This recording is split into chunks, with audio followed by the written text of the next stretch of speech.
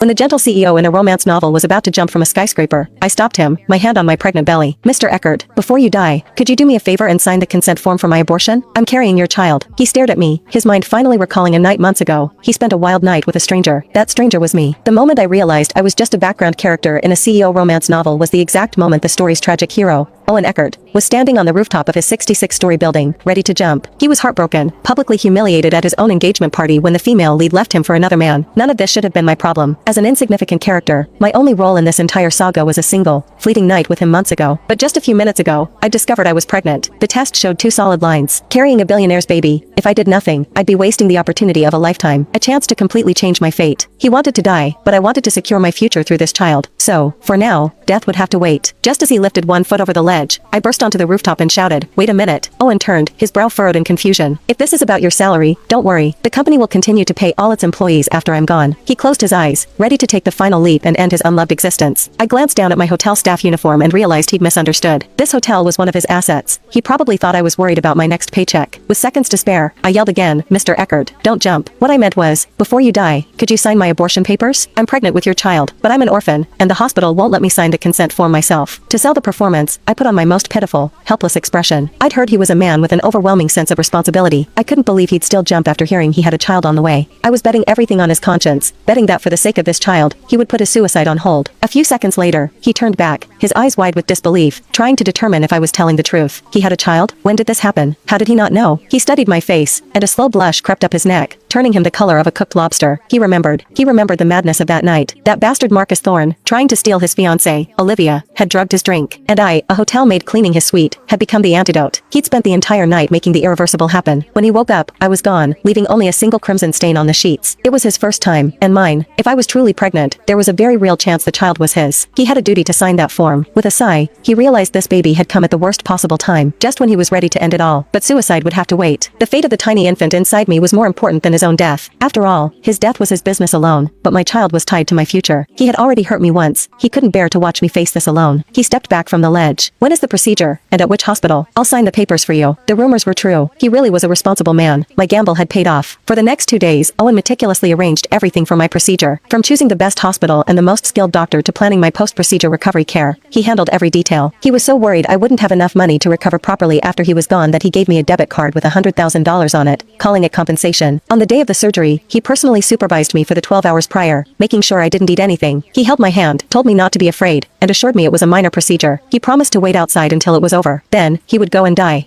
After signing the consent form, he gave me a small wave.